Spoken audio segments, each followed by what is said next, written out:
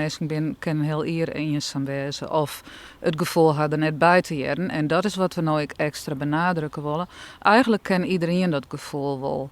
En we vinden het wel moeilijk om erover te praten. En we doen vaak alsof het net zo is. Maar het is wel fijn dat je het delen kan. En daar gaat vooral deze maand over. November stiet bij de gemeente Noord-Eerst-Friesland bekend als de Kom erbij maanden.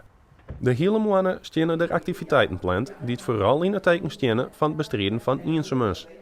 Tiersje stier er een lezing op de planning van ervaringsdeskundige Corine Brouwer, die het taboe om eenzaamheid graag terugbreken wil. Nevens Corine is het namelijk net zo dat alleen nog ouderen in bijvoorbeeld bejaardentehuizen last hebben van eenzaamheid. Ik ben ervan overtuigd dat de eenzaamheid meer is dan dat. Ik heb een hele grote groep vrienden. Toen ik 60 werd deze zomer, had ik 33 mensen bij mij in de tuin die ik allemaal ken en allemaal om mij geven. En toch ken ik eenzaamheid. Dus er is een ander iets dat eenzaamheid en dat zit in mezelf. Kunt u daar iets over uitleggen van waar dat dan in zit? Ja, ik heb inmiddels ontdekt, dat is niet iets wat van de een op de andere dag, dat het voor mij heel erg zit in dat ik moeite heb om me te hechten. Dat ik een enorme behoefte heb aan diepgang. Dus ik hou niet van koetjes en kalfjes.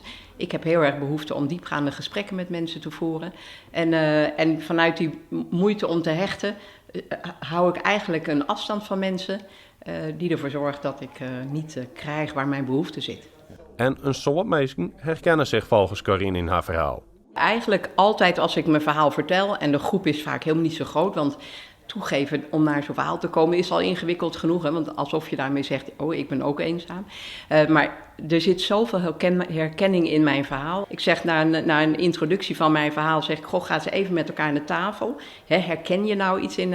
En dan moet ik eigenlijk gewoon stampen op de grond om de aandacht terug te krijgen. En liefst laat ik ze gewoon gaan, want daar word ik blij van. Ga nou met elkaar in gesprek. Wat betekent voor jou eenzaamheid? Een wichtig onderwerp dus. De reacties op de Kom erbij maanden binnen over het algemeen dan ook positief.